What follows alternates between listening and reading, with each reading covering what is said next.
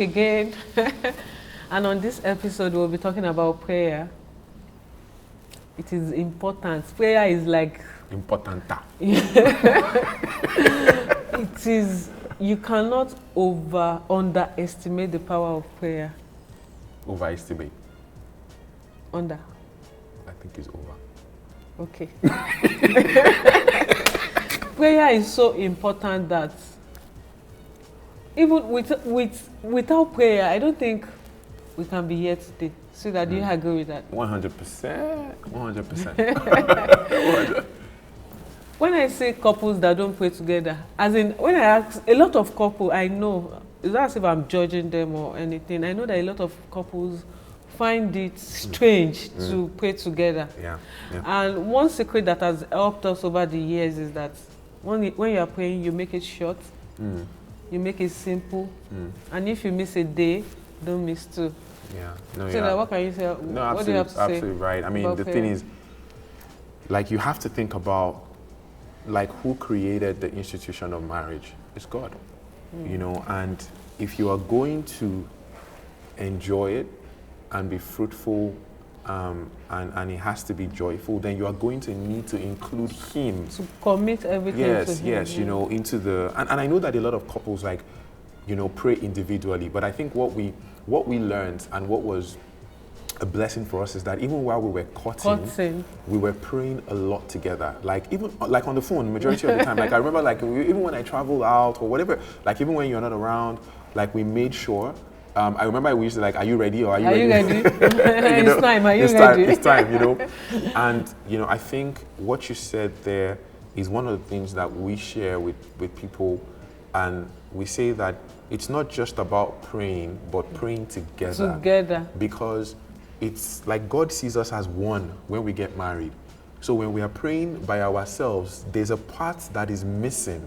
You know, if all of the prayer, and we do have individual prayer lives. Yeah, of course. You know, we do have those, but we make sure that we spend time, and we do it, you know, quite often in the morning and in the evening. And even now, recently, like I think 3 months ago, we just added confession, and we make sure that each day before we go out, at times we miss it in the morning, but at night we take it again. We make our confession. Even the kids, they have to learn, and we just commit everything to God, because without God, nothing is possible. I mean, so that if you think about it, like, we talk a lot about the fact that if we are not praying, what we are saying, if we are not praying together as a couple, what we are saying is that we don't need God. We don't need God. What we are saying is that, God, we can do this on our own.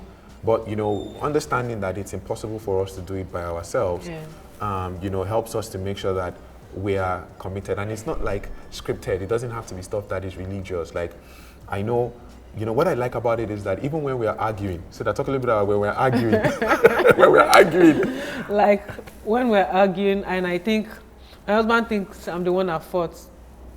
And of course, I'm not in the mood for anything, not even prayer. He will insist that you're the one that will pray. I'll be like, but why? But I just have to. Just have to. So it's so important that you can't do without it, basically. It's like, it should even be the number one. No, there's power in without prayer. a doubt. I think it's what brings everything together. You know, and the final thing that I think that maybe we can share and that we learned is that when we're having challenges, or we're having, you know, arguments, like, even when we go into the place of prayer, is now talking to our Father about it and saying, you know, Lord, like, you know, we're having challenges now. We cannot see eye to eye on this issue. Help us, you know, to be able to, because we are one.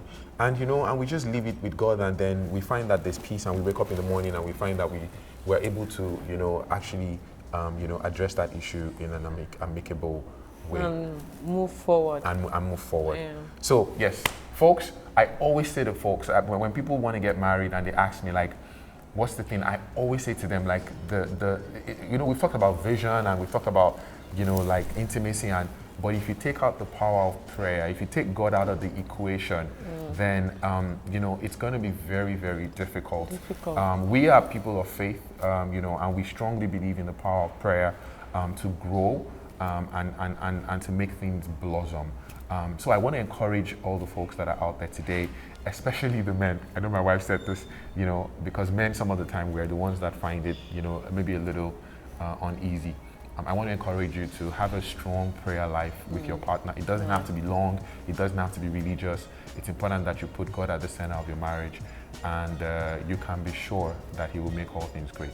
So thank you for spending time with us. I will see you in the next video.